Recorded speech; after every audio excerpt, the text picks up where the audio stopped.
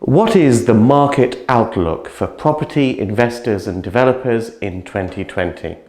In this series of 5 videos, I'm joined by 4 renowned property experts, and in each video, each expert will share with you their predictions for what the 2020 property market has in store for you. This is a must-watch. And you're going to want to be taking some notes and sitting down with a cup of coffee and watching all this series of 5 videos. Before we get started, remember, if you're new to this channel, make sure you subscribe and hit the bell icon, because we release new content each and every week, and everything is dedicated to helping you be more successful in property. Also, smash that like button, it really helps us out on YouTube. And also comment down below whether you agree or disagree with what's being said. Comment and let us know. In part 3, I'm going to share with you my views on the market outlook for 2020. I've been investing in property for the last 30 years. I've lived through a few property market cycles, so stay tuned and enjoy my market outlook and predictions for 2020. I'm absolutely honoured tonight to have the most amazing panel that you could possibly imagine talking tonight. I only asked 4 people to do this, and I was deeply honoured when all 4 said yes, which was absolutely fantastic. And number 4 is on his way right now. So that is really what I call making an entrance. Very good. One of us is delayed just like Brexit. Just like Brexit. So Ranjan's on the north step tonight.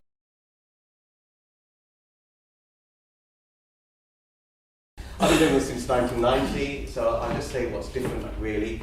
I've lived through a couple of periods of uncertainty in my property investment career. What triggers those sort of, the market always goes in cycles, ups and downs. What causes markets to go down is different in each cycle. But what happens when the market changes direction is reasonably similar each time. I'm going to share with you 3 studies and statistics, if you like. One of them is from Savills, who put out a bit of research earlier this month, saying that the housing market in the UK today has never been so uncertain since 2009. Very interesting date they correlated to. There was another piece of research from Savills they put out around about Easter time this year, which said that the best time to have bought property in the last 30 years was in high value areas between 2009 and 2014. Very, very interesting time. Because when the market tips a little bit, the herds who listen to all the mass media and all of that kind of go with what the mass media is saying. But the savvy investors know that averages are averages, and they know how to look behind the headlines and identify value and buy value and add value in those times. Because the thing with the property market is, if you buy at the peak, you have to wait a very, very long time before your property exceeds that value. But if you buy in a dip, it doesn't matter whether or not you time the bottom of the dip. As long as you buy and accumulate value assets that you can add value to, at any point at which the direction of travel starts to look uncertain, then that is the time to fill your boots. Because logically, if you're buying into a downward cycle, you don't have to wait too long in terms of years before you start to add significant value, particularly if you buy under market and if you add value to it. Many of you know, has anyone seen my stuff on YouTube? Yeah? I put out a video on YouTube 5 days ago. It's had 7,000 views actually. It's been one of the most popular in terms of views in the shortest amount of time, which is Brexit uncertainty, who the winners and losers will be. So if you go online and watch that, you just search my name on YouTube, you'll find that video. It's Brexit uncertainty, who the winners and losers will be. That will give you my spiel on what I think about that. I said I was going to say 3 statistics and studies. The third piece of research is a bit of research that I put out for me, which is that 99% of all research and studies is below me. And the reason I say that is because most people follow this and they don't look behind it to find the opportunity.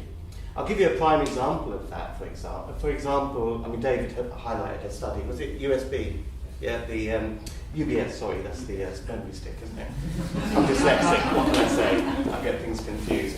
UBS put out a study about London market, you know, and if you look at the averages, that's right.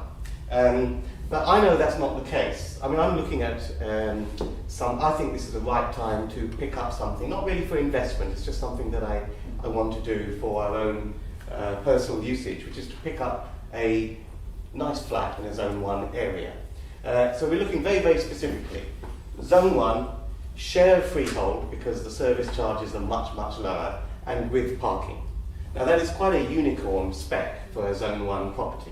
Now, if you look at the properties which ain't selling, that you can't give away, that are experiencing 20-30% discounts, which are occupying all the headlines, then those are the new build towers that you're getting in the city area and off the Thames, where the service charges are God knows how much. They're up there. You can, for the annual service charge, you can buy a house up north, for God's sake. The ground rents are nearly as much as a car, and you know, they want an overinflated price for the thing in the first place. So of course you're going to see 20-30% falls from that. But in my search for the Zone 1 share freehold flat with low service charge and parking, I have found that when I'm putting my offers in, even if I'm sort of 10% below the asking price, they're gone in a week to someone else. So the point I'm trying to make is that the savvy investor during this time will kind of slightly ignore the headlines and all the stuff that's put out there, because I'm not saying that's not true, but that will affect property types and classes, which as an investor you shouldn't be interested in anyway. Who in their right mind wants to buy some off-plan glass tower flat which you'd never make any money on in the first place? You're going to be looking to identify value and buy it at a good price from preferably motivated sellers, but property with plenty of meat on the bone so that you can add value to it. One of the best ways of adding value to property that I see in the market ahead is exploiting permitted development rights. Permitted development rights allow you to add significant value to property with no planning uncertainty at all. Planning permission, I've got a site in planning at the moment in Islington. It's actually for an eco-friendly. I'm very Trumparian on climate, actually. So I've hired this architect planning consultant who's the complete opposite of me, and is green and is into all this eco, and she's put forward this proposal for this lovely zero carbon, whatever it is, house with a green roof and all of that. And we're going to get it in Islington. It'll be a little house and a project. And I think the green angle is a great way to get little developments, particularly infill sites, through lefty planning departments, because you put a green roof on and they seem to love it. That's another topic. But that has taken more than a year to start to reach to fruition. Just the pre-app alone took about 6 months. Whereas permitted development rights are a completely different ballgame. Permitted development rights are rights that the central government are giving you to develop properties.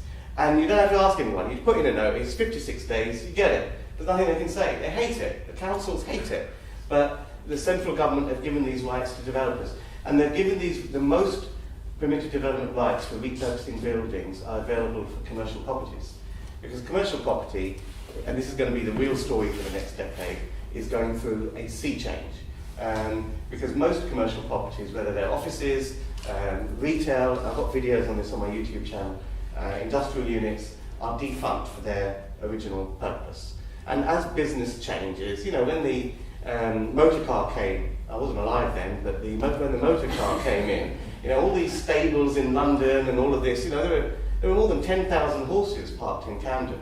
You know, all these commercial buildings became defunct as the whole way of business became changed as a result of the motor car. Also with railways, when you didn't need to have cows producing milk in the centre of towns, and you could just bring milk in, the whole need for agricultural farms into urban centres just diminished. So we always see this. We see this period where the internet is changing the way all commercial properties are being used. Many of them are becoming defunct.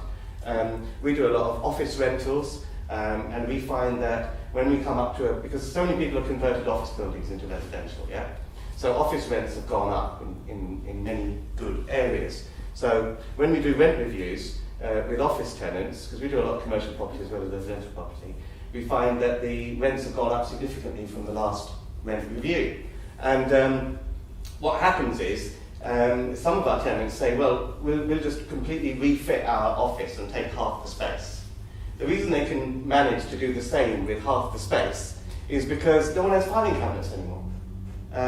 No one needs these desks which were built for those big, deep monitors. You can now do a lot more with the same, with much less square footage in an office space. So there's plenty of office buildings that are now redundant. We're doing one of our big projects at the moment is a serviced office building and business centre, co-working centre in the heart of St Albans. There are going to be about 45 businesses there. It'll be fully ready, operational in mid-January. But we're finding, we've done one floor as a test and it's fully let, but it's amazing the sort of businesses that come in there because people's presence is all online. The physical location of where they're located is irrelevant. Because everyone comes in with their VoIP phones, they reroute that to wherever they are, they've got their website and email, where they are physically located doesn't matter. And the other thing I found really amazing, we get these people come along and they say they want a 3-person suite. And you look up their website to see what they are, and you go to the About Us, About Our People page, and you see 50 people on there. You know, it's not 50 people occupying a 3-person suite. It's all virtual teams and collaborative workings, and it's just a different way of doing business now. So as a result of that, many commercial buildings need to be repurposed. Many of them are unfit. So the government have given us a whole bunch of rights to redevelop those buildings to other uses. And that's where the opportunity is, because at this time, most investors, not in this room of course, but most people who watch TV, you know, Homes Under the Hammer and all that sort of stuff, they're momentum investors. They jump on the bandwagon, they buy something and hope it naturally goes up in value. That's a load of baloney, isn't it? I mean, in a time like this, if you expect the market to go down a little bit, as it will do, there's no point buying stuff at market value. It's a complete waste of time. What you've got to buy is stuff that's under market value from where it sells and add significant value to it in a quick space of time. And the best way of doing that is through permitted development on repurposing commercial properties. Because if the market's going to fall 5-6% and you can buy well and add 30-40% of value, then you're quids in no matter what the market has done. Now, how do I know this? Well, I did this, same sort of strategy, but not with PD, in the 2009 to 2014 period and in the early 1990s period, and I've done it a couple of times in previous cycles, and now I'm ready to have some fun in the next one, because I think I know what I'm doing, because I've been there a couple of times. If you enjoyed this video, hit the like button. If you're not a subscriber, what are you waiting for? Subscribe, hit the bell icon. As soon as we upload, we'll let you know. And enjoy these. They're all dedicated to helping you be more successful in property. Happy investing!